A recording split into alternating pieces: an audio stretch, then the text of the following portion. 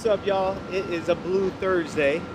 Yeah, that's right. Preseason Game 4 is against the Oakland Raiders in Oakland. And you're watching Walk, Talk, Hawks. Let's go.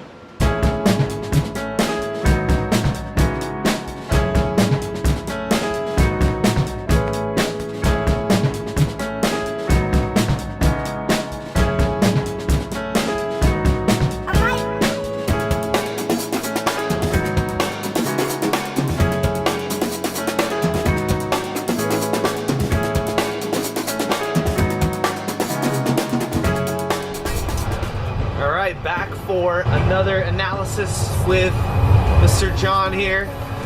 We're going to be talking about a little bit of last week's game, and then let's talk about our game today with Oakland. Game 3 against Kansas City, preseason game 3. Let's talk about the QB situation. Trayvon did not have a great game. I thought he was going to be a shoo-in for that backup, but then he had a crappy game last week. I would say 0 for 6 with a pick would not qualify as a good game. Yeah. I think that leads into this next game, game 4. That's probably the biggest thing to watch, is with great game 1 out of Boykin, okay game 2, and an awful game 3, how does he finish the preseason? Austin Davis is, he had a good game. McAvoy helped him out with a great touchdown catch, but he's definitely competent. What you'll want to watch is the other quarterbacks around the league. And I'll give you one for tonight. Raider quarterback, former first-round pick out of Buffalo. He is vying for backup role with Connor Cook, former fourth-round pick out of Michigan State, a second-year player. Could there be other quarterbacks that come available? Guys that are athletic, guys that would fit the Seahawks mold, and I think there's a chance that happens. Trayvon, to me, feels so much more like a fit than Austin Davis, just because of mobility, right? Yes, I think in terms of style, he's similar. Yeah. The question is when it comes to between the huddle, when you need somebody to make a play and lead, Austin Davis has done that. I mean, a couple years ago, he beat the Seahawks when he was with the Rams. I was watching that opening game. Yeah, Boykin has the upside, but can he make enough plays to secure that job? And that's what we'll see tonight. I think they'd like him to win it, but he has to win it. Right. They're not going to give it to him. Well, that's Seahawk mentality, right? Yes. There. Alrighty, Hawk Talk with the Harada family. We think the Hawks are going to go 13-3 this season. Pass protection. Odhiambo. How did Odhiambo look to you? Like, when I saw they focused in on him against Minnesota, and he looked like he struggled. So last game. So I think knowing that he was the starter helps, right? It gives guy confidence that they're not coming off the bench, that he's the man, right? Yeah. So last week we spoke about guys he'd go against, and Justin Houston and Tom Bali. They did not play, which helped him. Right. So he did very well against D Ford. That's probably the most explosive pass rusher that did play in the game. He stonewalled him a handful of times. Yeah. He did a good job riding him up the field, right away from Russell, up the field. His one sack he gave up to is when he went up against Chris Jones, who was a first-round pick from last year, who's a really athletic 300-pounder, big guy, really long arms. He actually beat Odhiambo inside. So, that's something to watch. Yes, he showed the athleticism. That's a great sign. Yeah. But will he struggle against bigger defensive ends? What is your prediction of the Seahawks? They should meet the Raiders in the Super Bowl. He didn't anchor properly, and he got beat inside to Russell. And you'd rather have somebody run around Russell, which allows Russell to step up in the pocket. So, well, it's good that Russell is mobile when he has that option to be mobile, which I felt like was the strongest thing for him earlier in his career with us. Hey Mason, who's your favorite Seahawk? Tyler Lockett. Oh yeah, I wouldn't have guessed that. Braden, who's your favorite Seahawk? Russell Wilson. Yeah. And who else? Werewolf. Yeah. Now let's talk what seems to be a hot topic right now, because recently there was something that came out about trading Jermaine Kearse. Yes. So wide receiver section, tell me about that. I don't expect Kearse to be on the team. I think they will try to trade him. Yeah. I think there's a possibility they get a late round pick, being 6 or 7, possibly this year, maybe even next year. Where would be 2019 draft pick? Yeah. Or if nothing comes together, I think they'll probably release him just to save money. Yeah. Oh my gosh. Yeah. I mean, it's hometown guy. It's sad based on some of the amazing plays he's made. Yep. But I would argue that Russell forces a lot of balls to him. Green Bay playoff game? I would say. Oh my! I would even say the Saints game from last year. Oh, okay. We went all the way down the field. If it's a different receiver other than Russell, Yeah. I would argue a guy probably gets both feet down and we win the game. Yeah. Next team. Next team. One of the Seahawks' biggest weaknesses coming into this year, they have to improve on two things, okay? They have to run the ball better, which you hope Lacey brings, Yep. because he's a bigger guy that can wear down a defense. Yep. And they have to be better in the red zone. Right.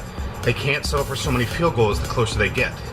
And I think with Kearse, he's not the fastest, he's not the biggest, he's not the biggest playmaker in space, so Russell will force balls to him, and I think that's led to some of our past issues. Right. Yeah. Okay. Well, I feel like we have such a deep wide receiver core, as well as I would say it's probably the deepest position on the team in training camp. yeah. Well, running back. That is very deep group that right is now. as well. Yeah, and I think there's a chance they move Alex Collins, get some value for him. Oh, okay. Yeah, and I think Jeremy Lane might be in trouble too. Oh, I don't think they'll cut Lane, but I think that's why they signed Raheem Tremaine Brock. Oh, okay.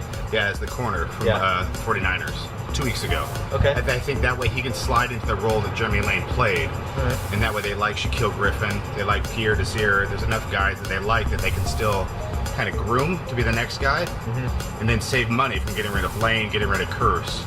I mean, the thing with those two, it's not the money this year that they're saving, it's the money 2 years from now. Okay. You know, I love the Seahawks. I'm actually on the couch every Sunday watching the Seahawks. Are they as good as their production? Right. And both those guys signed new deals last year and then didn't live up to the contracts.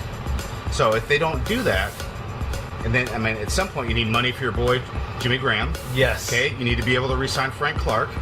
You need to re-sign Tyler Lockett. Yes. Sherman's 1 year away from being a free agent.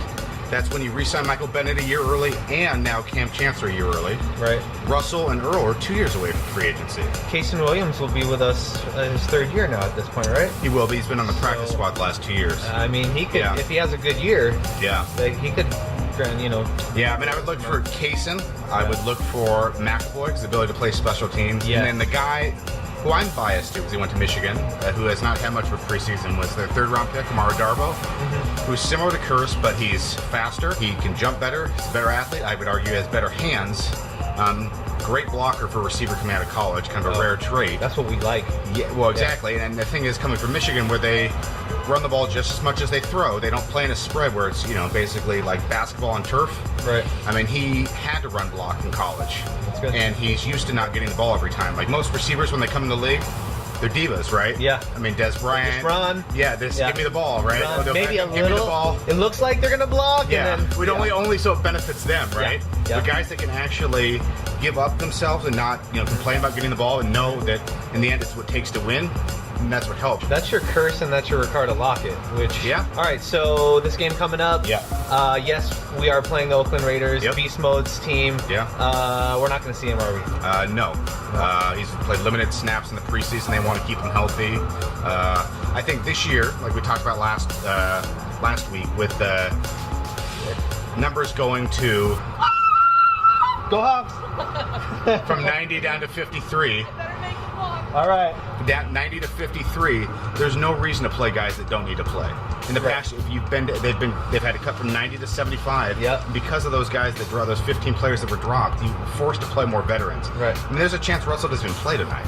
Well, And if he does, he probably plays one series. I'm okay that he doesn't play because I think every Seahawks fan's okay with that. Exactly. I mean, why not have Boykin and Davis battle it out? Well, if you're not a true Seahawks fan and you're looking for to see the stars playing, don't worry about watching this game because you're not going to see very much of it. This is true. Yeah. All right.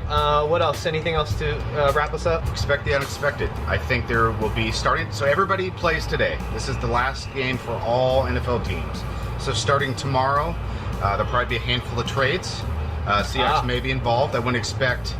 I probably wouldn't expect anything major, but there's a chance. I mean, I think with Malik McDowell getting hurt, what he was going to provide was an interior pass rusher, much like they had for the Super Bowl run with someone like a Clint McDonald. Yep. And I think that's where Bennett and Clark can kick inside to get the interior rush, but that's not their strength. right? So if you can get another guy that can get the pressure, get in the quarterback's face, right? Because they can run in between and get right in their face to affect their throwing lanes, then I think that can make the Seahawks probably the favorite in the NFC. That's it. All right, go Hawks. Go Hawks. Go Hawks. Go Hawks. Go Hawks. Go Hawks. Go Hawks! Go Hawks! Woo! Go Hawks. Go Hawks. Go Hawks. Go Hawks! Go Hawks. Go Hawks. Sonics. Sonics, mother. Oh, you got at least you got a beer. Who do you think? Who is the cutest? Seahawk? Yeah. I don't know his name. The football is the cutest thing. Okay, thank you very much. Don't be asking no dude who's the cutest football player. You kidding me? Is he Filipino? He looks Filipino. Him. Of course, Dougie, number 89.